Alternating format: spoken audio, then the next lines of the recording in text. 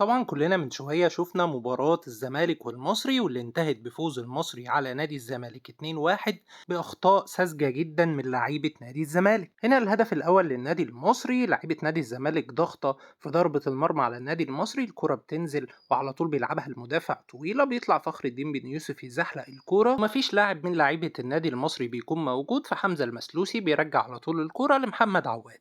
ولو بصينا هنا على تمركز المسلوسي وحسام عبد المجيد هتلاقيهم المفروض مقربين قوي لعمق الملعب، مع انهم المفروض يكونوا فاتحين الملعب اكتر من كده عشان يقدر عواد يسلمهم الكوره. بيضطر عواد اسفا انه يلعب الكوره لابراهيم انداي اللي بيكون في ظهره لاعب من لعيبه المصري البورسعيدي. ولو ركزت هنا على حسام عبد المجيد هتلاقيه بيرفع ايده معترض على قرار محمد عواد في انه يباصي الكوره لابراهيم انداي، لان ابراهيم انداي احد اهم اسباب دخول الاهداف في نادي الزمالك. وبالفعل بيعمل ابراهيم انداي اللي حسام عبد المجيد كان خايف منه، وبيسند الكرة سندة بسيطة، طبعا باص غلط تماما، وبيخلي لعيبة النادي المصري في موقف 3 على 2 امام مدافعين نادي الزمالك.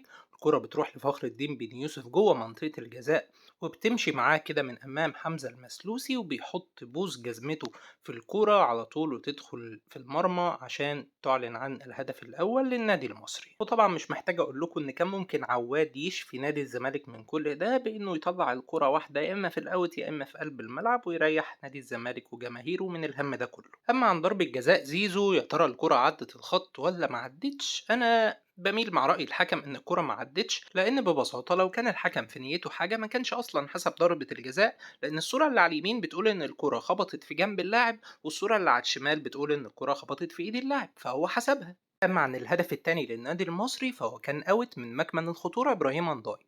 الأوت اتلعب واتقطعت وراحت ناحية فخر الدين بن يوسف، وبرضه إبراهيم أنداي واقف لوحده خالص وبيتمشى. الكرة ناحيتك يا عم إبراهيم، وبرضه هو واقف. الكرة بتروح للشامي، ومهارة فردية كبيرة جدا من الشامي، بيدي كوبري لأوباما، وبص على الراجل اللي الشامي هيعمل معاه 1 2، الراجل من وهو بره منطقة الجزاء دخل على منطقة الجزاء، محدش قال له أصلا سلام عليكم، وعمل 1 2 مع الشامي. الشامي على طول بوش رجله، هدف ولا أحلى ولا أروع، ينافس على أحسن هدف وأحلى هدف في الدوري. علامة استفهام كبيرة جدا على أداء جوميز في المباراة دي، إزاي أنت تبقى عاوز تكسب وتطلع عبد الله السعيد وأحمد مصطفى زيزو من الملعب؟ أنت نزلت أوباما وجاب جون، ولكن برضه أنت لازم تعرف وأنت عاوز تهاجم لازم تدافع عشان ما يجيش فيك جون.